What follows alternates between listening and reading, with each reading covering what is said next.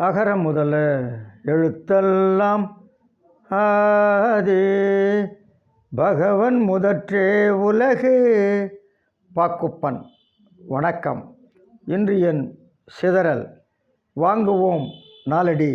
சான்றோர் பெருமக்களே, நாலடியாரில் நல்லினம் சேர்தல் என்ற தலைப்பில் இன்றும் ஒரு நல்ல பாடல். பாலோடு அளாய நீர் பாலாகும் அல்லது நீராய் நிறம் தெரிந்து தோன்றாதாம்.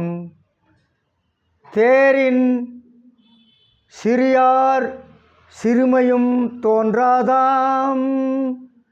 நல்ல பெரியார் பெருமையை சார்ந்து. நாலடியார். ஆக நாம் நல்ல இனத்தவரோடு சேர வேண்டும் என்றுதான் மிக அழகாக இந்த பாடல் நமக்கு எடுத்து சொல்லுகிறது. பாலோடு கலந்த நீர் பாலாக காணப்படுமே அல்லாமல் நீராய் தன் நிறம் விளங்க தோன்றாது. தன் நிறம் விளங்க தோன்றாது. பாலில் தண்ணி கலந்துட்ட பிறகு அந்த தண்ணீரின் நிறம் நமக்கு தெரியாது. பாலின் நிறம்தான் வரும். இல்லை, நீர் நிறமற்றதுன்னு சொல்லுவாங்க அறிவியலில். ஆக அது எந்த பொருளோடு சேர்கிறதோ அந்த பொருளின் நிறத்தை அது பெறும். அதுபோல் இங்கே பாலோடு சேர்ந்த தண்ணீர் அது பாலின் நிறத்தை பெருமை அல்லாது தன் நிறம் விளங்க தோன்றாது. என்ன அர்த்தம்? தன் நிறத்தை அது இழந்துவிடும். எந்த பொருளோடு சேர்ந்ததோ அந்த பொருளின் நிறத்தை அது பெற்றுவிடும். அதுபோல ஆராய்ந்து பார்த்தால் பெரியோர் பெருமை குணத்தை சேர்ந்து இருக்கும், சிறியோர் சிறுமை குணம் தோன்றாது, அது மறைந்துவிடும்.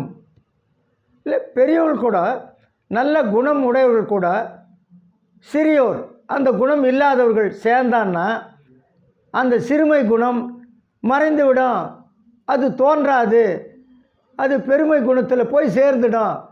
எப்படி தண்ணீரின் நிறம் மறைந்து பாலின் நிறம் பெறுகிறதோ தண்ணீர், அதுபோல் இந்த சிறுமை குணம் மறைந்து பெருமை குணம் அவர்களை வந்து சேர்ந்துவிடும். என்ன இதனுடைய கருத்து?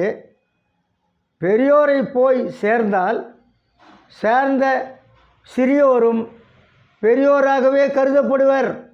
அப்போது நாம் பெரியோரிடம் போய் சேர வேண்டும். நல்லினத்தை போய் நாம் சேர வேண்டும். சேருவோமா? நன்றி, வணக்கம்.